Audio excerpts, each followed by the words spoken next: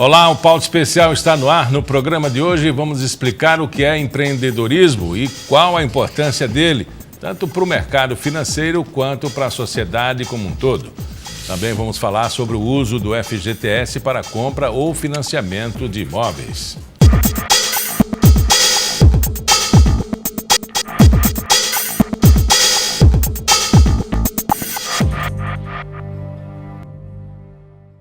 Entre 2001 e 2011, o número de empreendedores negros cresceu 29% no Brasil, segundo o IBGE. Isso significa um grande potencial de mercado para as marcas e produtos que contemplem a cultura e a identidade negra. Além de estar ligado ao empreendedorismo propriamente dito, o afroempreendedorismo ainda traz na essência uma ideologia e serve de canal para discussões relevantes como inserção social, racismo, empoderamento. Aqui em Alagoas existe uma rede de afroempreendedores e o idealizador dela, o Jonathan Silva, está comigo aqui no estúdio. Jonathan, o negro sempre sofre de preconceitos, sempre tem uma identidade assim muito forte, para contrabalançar tem políticas, né, próprias, mas especificamente, para você dar essa entrevista, você passou por uma maquiagem? Sim, passei. Tinha produto para você? Não especificamente, né? Então, essa é a grande dificuldade que nós enfrentamos. Quando a gente fala sobre a questão de afroempreendedorismo, a gente fala de 11 milhões de afroempreendedores formalizados. Esse número é bem maior, mas segundo as últimas pesquisas apontam que esses afroempreendedores, eles atuam principalmente em diversos segmentos, e o segmento da estética é um dos que as empresas agora começam a observar a gente com outros olhos, e fazer produtos específicos para a gente. Propaganda com negros, produtos específicos para negros. Correto. A questão da representatividade, hoje é uma fala muito constante. A gente precisa se ver, né? Quando a gente fala sobre afroempreendedorismo, a gente fala também no mercado em potencial. São 20... até ano passado, né, 2017, nós movimentamos quase mais de R$1 trilhão. Então, eu falo que a gente não é mais mercado de nicho, a gente é a grande maioria dos empreendedores desse país e que movimenta, mas é necessário que essas empresas que têm produtos ou serviços, eles comecem a enxergar esse mercado, a gente com outros olhos. E é um produto assim também de muita identidade, por exemplo, na área de estética, na área da música, um branco fazer uma música negra não tem quase um padrão de identidade. É provável que até dê certo, mas quando você ouve uma música negra cantada por um branco, destoa um pouquinho, não é? E eu acho que é um nicho de mercado, o reggae, a música baiana, enfim. Agora, quando você parte para um empreendedorismo assim, numa área específica, uma área médica, por exemplo, não tem cor. Isso. Não tem cor. Justamente. Qualquer pessoa pode ser médico, negro, o asiático, o branco, né? O mercado aí, ele cessa como especificidade de identidade, não é? Correto. Quando a gente lida sobre essa questão de profissionais negros no mercado, inseridos no mercado do trabalho, a primeira coisa que a gente tem que lidar é com a questão do racismo institucionalizado, né, no qual define papéis, né, e principalmente para o negro, profissional negro. A gente sabe que existem muitos profissionais da área de saúde, na área de engenharia, enfim, negros, mas que muitas vezes são invisibilizados e às vezes também tem diferenças salariais. E quando a gente fala sobre essa questão especificamente da mulher negra no mercado de trabalho, aí a coisa complica um pouco mais. Então, era para ter uma diversidade dentro das instituições, né? Não era para haver racismo, mas infelizmente a gente aqui no Brasil é um caso particular. Você concorda que ela é muito mais forte quando se estimula a identidade? Sim. O empreendedorismo, por exemplo, na área de estética, fazer o cabelo do negro, fazer a maquiagem do negro, o figurino do negro, ela é bastante assim, radical na proposta, mas ela é atraente na busca do cliente também. Quando a gente lida nessa perspectiva, a gente tem que tem que observar dois aspectos. Os aspectos da apropriação cultural, né? Então, a questão da apropriação cultural é um elo muito delicado, que tem muitas pessoas, nada impede da gente utilizar os elementos, um branco. Bem, utilizar. Você vai servir um acarajé, um restaurante. Nada impede. Ali não é só para negro, ali é para branco. Para todos. Né? Mas na medida que eu não reconheço esses elementos como parte de uma cultura que trouxe tantos benefícios e transformou a nossa realidade, e eu não entendo esses elementos e indiretamente eu começo a, digamos, enfraquecê-los. Né? Não é proibido um branco usar um turbante, enfim, mas na medida que ele reconhece a importância daquele turbante. Mas na medida que ele utiliza aquilo só apenas como um adereço de moda. Porque o que existe? Numa mulher negra o turbante é feio e tal, mas quando é uma mulher branca, isso é muito bonito, você é cool, você é chique, enfim. Mas enfim, quando você abre uma empresa de turbante, você pensa no cliente. No cliente. Você não pensa em vender para uma identidade negra. Não é verdade? Ou não? Quando a gente fala na perspectiva do afroempreendedorismo, ela vem na questão da autoafirmação desse empreendedor. O empreendedorismo é universal, né? A questão de visão a longo prazo, de você reconhecer o seu público-alvo, direcionar seus produtos e serviços, mas é importante que esse empreendedor ele se autoafirme como negro. Né? Infelizmente aqui no nosso país a gente tem que se autoafirmar, porque senão a gente é engolido pelo processo, como eu falei, o processo do racismo institucionalizado.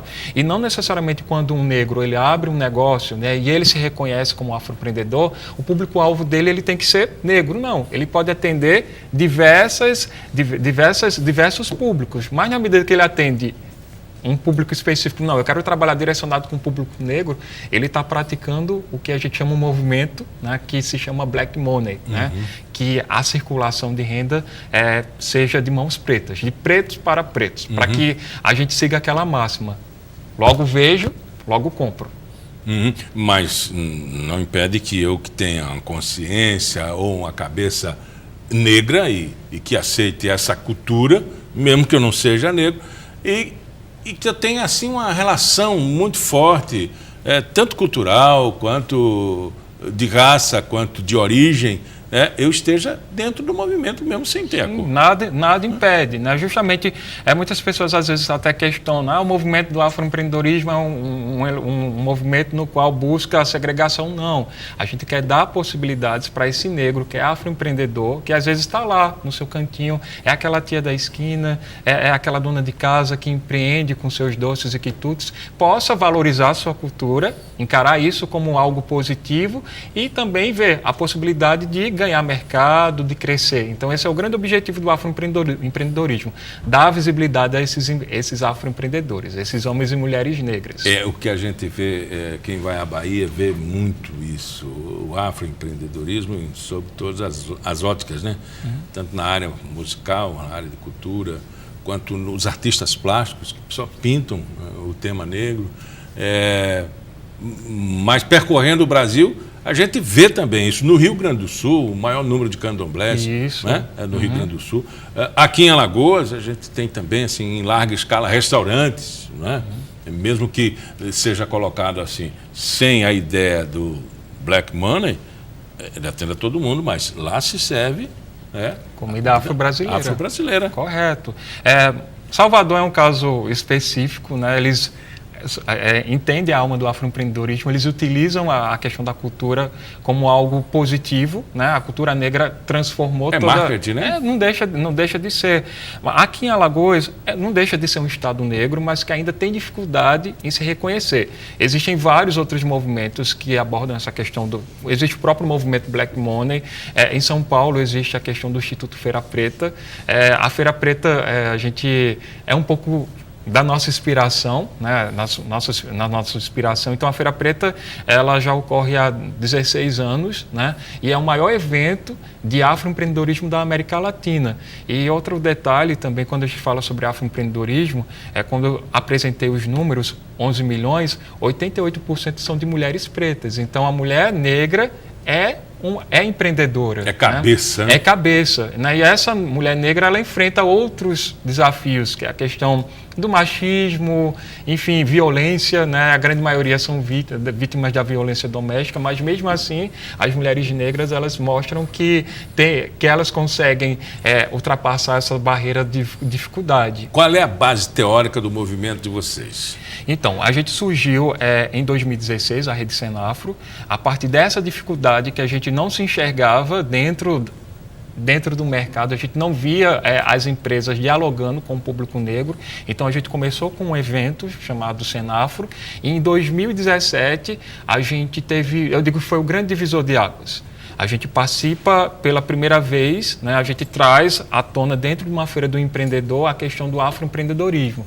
E a partir dali a gente começa a se entender como uma rede local de afroempreendedores. Então a gente oferece, além de capacitações voltadas para que esse afroempreendedor ele possa entender o seu negócio, entender a importância da sua cultura, o autoconhecimento, além de consultorias especializadas. E esse ano a gente está com a 3ª edição do evento também, estamos ainda com as capacitações e as consultorias e nós estamos também com o AfroLab, que é em parceria com o Instituto Feira Preta, lá de São Paulo, no qual é um espaço no qual o afroempreendedor ele vai ter a questão da experimentação, né, de entender um pouco sobre essa dinâmica de mercado, mas ao mesmo tempo sem perder a essência de valorização da nossa ancestralidade. Então é isso que a Rede Senafro ela significa. Né? E para você ser um afroempreendedor, você tem que entender todo esse aspecto histórico, né, de posicionamento, de empoderamento, até mesmo para dar marketing, fazer jus à sua marca e ao movimento, né? Correto. Então, é necessário. O afroempreendedor ainda, a grande maioria ainda vive naquele aspecto do empreendedorismo por necessidade. Então, é necessário a gente mudar essa lógica. Quando eu estava em São Paulo, no mês passado, tive a oportunidade de conhecer a Adriana Barbosa, do Instituto Feira Preta. A gente desenvolveu uma metodologia no qual a gente vai... É algo muito específico para quem é afroempreendedor, né? Brevemente, essa metodologia vai estar sendo acessível também para que os afroempreendedores aqui locais possam ter acesso, para que a gente possa entender a nossa ancestralidade, reconhecer, ter esse autoconhecimento, mas ao mesmo tempo a gente ter esse olhar para o mercado. Vocês fazem palestras, cursos preparatórios, seminários? Isso justamente. Então a gente trabalha com os cursos voltados para a área de gestão de afronegócios, e em paralelo a isso, se o afroempreendedor ele enxerga a necessidade de que ele precisa melhorar sua gestão financeira, precisa dialogar mais com o seu público-alvo, ou até mesmo se entender como afroempreendedor, a gente parte para a segunda etapa, que são as consultorias especializadas. Então, eu sou administrador por formação e atualmente eu faço mestrado na área de inovação e tecnologia. Então, essas áreas, elas se comunicam entre si para potencializar esses afronegócios. Conversamos com o Jonathan Silva, idealizador do Senafro, e falou sobre o Black Money, né, o afroempreendedorismo. Muito obrigado pela entrevista. Eu que agradeço, Miguel, agradeço a todos os telespectadores do programa e fico grato por ter essa oportunidade de falar sobre o afroempreendedorismo em um momento que não é 20 de novembro, que a gente precisa abrir esses espaços para fala e mostrar que a gente é negro todo dia, mas além de negro, nós somos afroempreendedores. No próximo bloco, o assunto é o uso do FGTS para compra ou financiamento de imóveis. Até já!